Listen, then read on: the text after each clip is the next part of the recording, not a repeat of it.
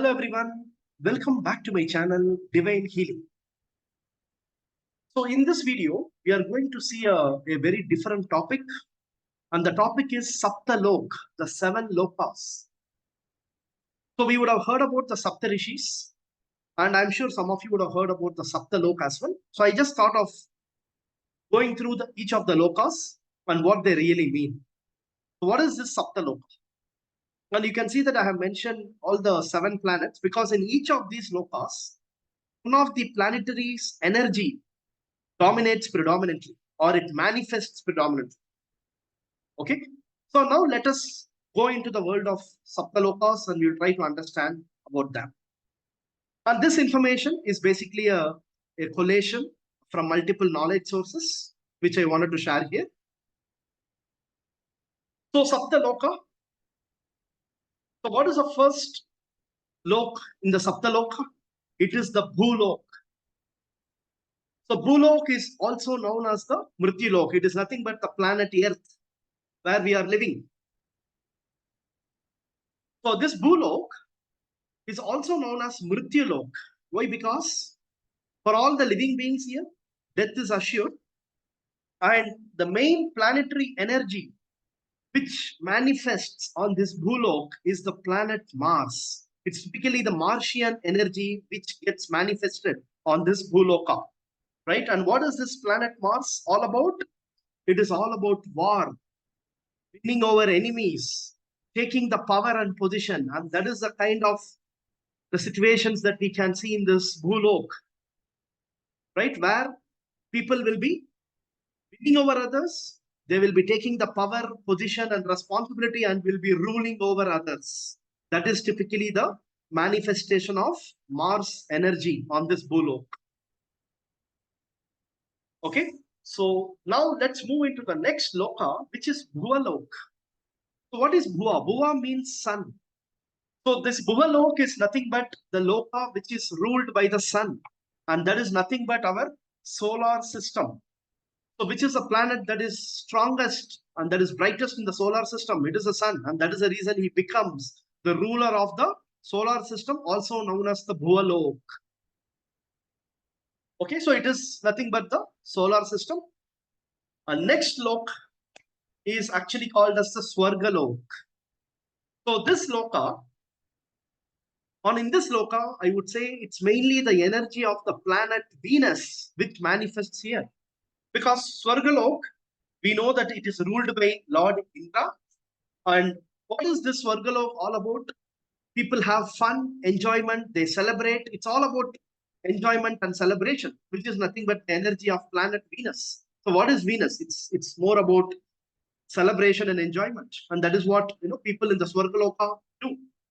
That is the reason the energy of planet Venus is more manifested on this Swargalok. So the next category or the next loka is actually the Maharlok. So what is this Maharlok? And we can see that the energy of the planet Mercury is typically manifested on this Maharlok. So this lok is typically for Mahapurushas, I would say.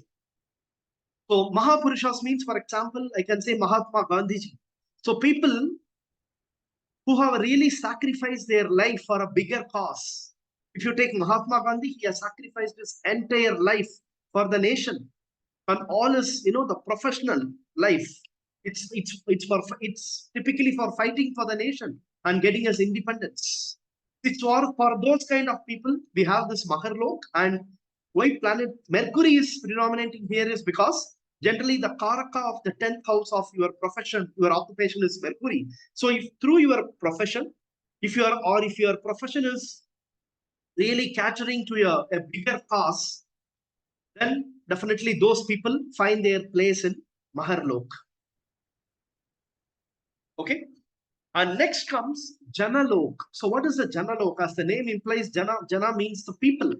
So people who have really sacrificed their life for other people, for the welfare of other people, and they were involved in a lot of charity. For those kind of people, we have Janalok, and the planetary energy that is predominantly manifesting in the Janalok is the planet Moon. So moon is all about society. Moon is about helping others, sacrificing for others, right? So the example would be Mother Teresa. So the best example would be Mother Teresa, who her own life she had just contributed for the charity. Okay, so people typically involved in the charity related work, and they just sacrifice their entire life for the welfare of other people. They find their spot in this Janalok, where the energy of the moon is typically manifested.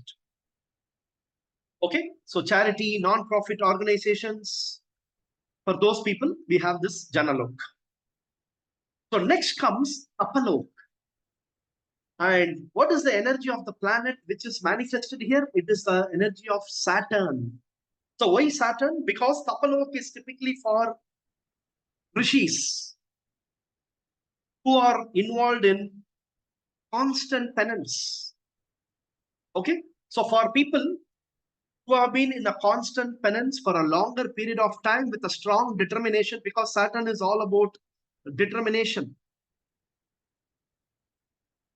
And typically for people who are doing a very strong penance, they find their place in Tapalok because it needs a strong determination. So the final loka is called as the Sapthalok. So where the energy of the Jupiter is predominantly manifesting. So after the Tapalok, it is the final loka in this Saptalok, which is Jupiter, and it is the loka of absolute truth. So once you traverse all these lokas, especially the Tapalok, the final lok that we enter into is called as the Satyalok, the lok of absolute truth. And that is the reason the energy of Jupiter predominantly manifests on this Satyalok. So that is the final stage, the last lok that a soul can find its place after traversing all the previous lokas. Right? So now if the question is what happens after we traverse all these lokas, finally this is what happens. The soul just merges with the universe. It becomes one and one with the universe. Okay, so that's a short video on this Saptalok. So I hope it was insightful. So if you want to share any comments, so feel free to share your comments. And if you like this content, you may press the like button and you can share it with your known circles as well. So thank you everyone, and I will meet you all in my next video.